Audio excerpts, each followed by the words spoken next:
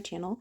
In today's video, we are going to complete the little stationery set that we made in our previous video. We made those cards and envelopes you see off to the right, top right.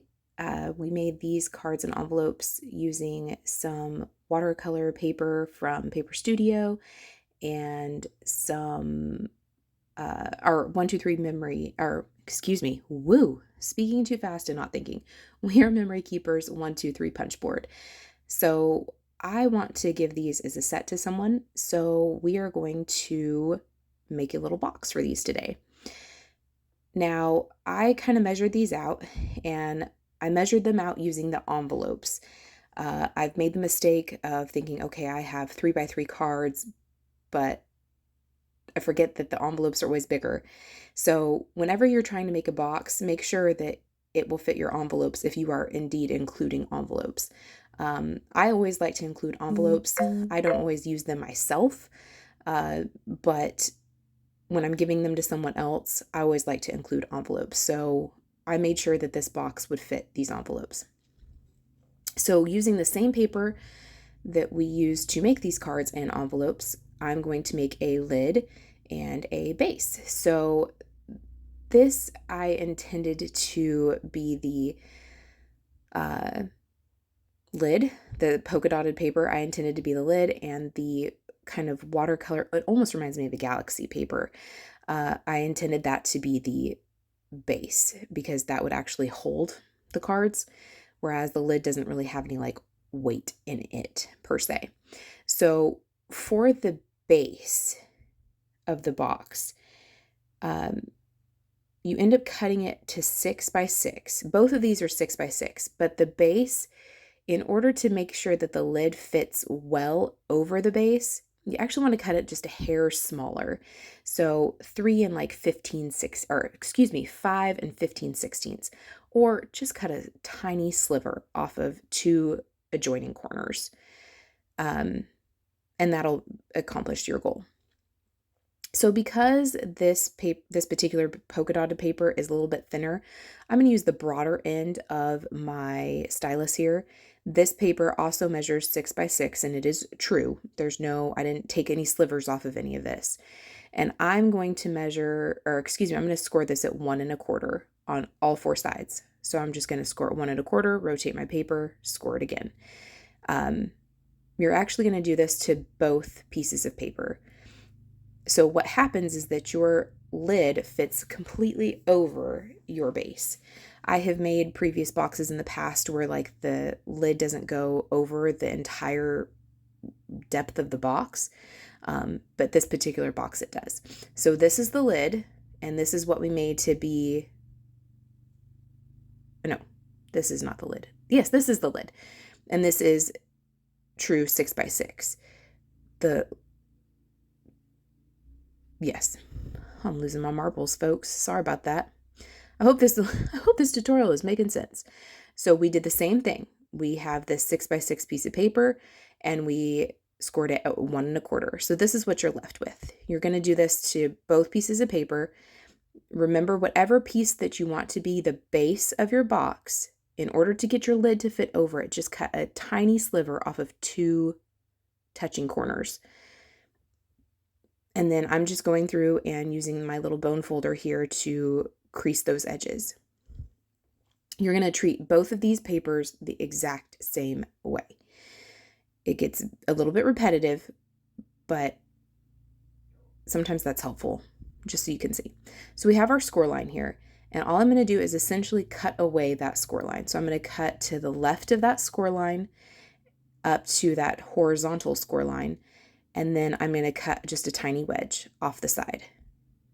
So that's what I'm left with, just a tiny, tiny wedge. And then I'm going to take my scissors, and so that I don't run the risk of this cardstock peeking out when I put this box together, I just cut a little sliver off of that loose edge also. So that's kind of what you're left with. I didn't take much off, just enough to get this box to adhere well together. I'm going to turn this paper a 1/4 of a turn. Whenever I make boxes, I like to do this, just so that there's kind of some even strength on all 4 sides. And I'm going to repeat the same thing, cutting to the left of that score line, then coming back in, cutting out that score line away, and then cutting another small wedge off on that loose end of the paper. And I'm going to do this to both the lid and the base.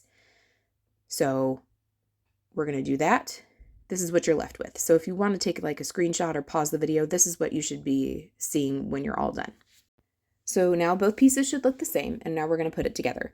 So I'm going to apply glue to all 4 of these corners, and you want to do it on the part that you want to see, because you're going to end up tucking this into the box. So I'm getting glue pretty up close to the edge of that cardstock, and I'm just going to tuck and fold it in. I'm making sure that I don't have any cardstock hanging out the bottom, and I don't have any cardstock that's sticking out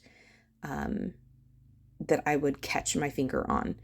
So I then take my bone folder and I just kind of burnish that down so that I know that I've got some good adherence, and that gives that box a little bit more time to, that glue a little more time to set before you move on. We're going to do that to all 4 corners, and we're going to repeat that same process for both pieces. So really the only difference that you have is that the piece that you want to be the base of your box is cut just a hair smaller, just a hair, like a 1/16 of an inch smaller, which is like 1 tick mark on most rulers, is cut just that much smaller on 2 edges that touch one another. So, and then you cut it all the same and you glue it together all the same. Literally the only thing that is different is that the piece that you want to be your base is cut just a tiny bit smaller. So here, this is all done. I'm just going to put my bone folder in here and just burnish that down, and that is complete. Now, because both the lid is designed to go all completely cover the base, you kind of need some finger notches in order to help assist you in opening this box. So I'm just taking a 1/2 inch circle punch. This is from EK Success, but any circle punch you have would work, or oval, whatever you have. And I'm just putting it about halfway in and centering it, and then putting it about halfway in, as you can see there, and then I'm punching. And that just gives you just a little bit of a finger notch so that you have something to grab a hold of, and it just makes opening the box a little bit easier. So I'm just showing you here, like that fits in there just fine, and then that just gives you a little finger notch to open it up a little easier. So just to show that your cards and envelopes both fit inside this box, I'm just going to stick them into the base and then put the lid on. You'll see that, again, the lid fits completely over the base, and that's why those finger notches are really important. I squished this all the way down, but you absolutely don't have to. But that is your finished card box, and you have your matching envelopes and cards. So thank you so much for joining me. I hope you felt inspired, and we will see you next time. Bye.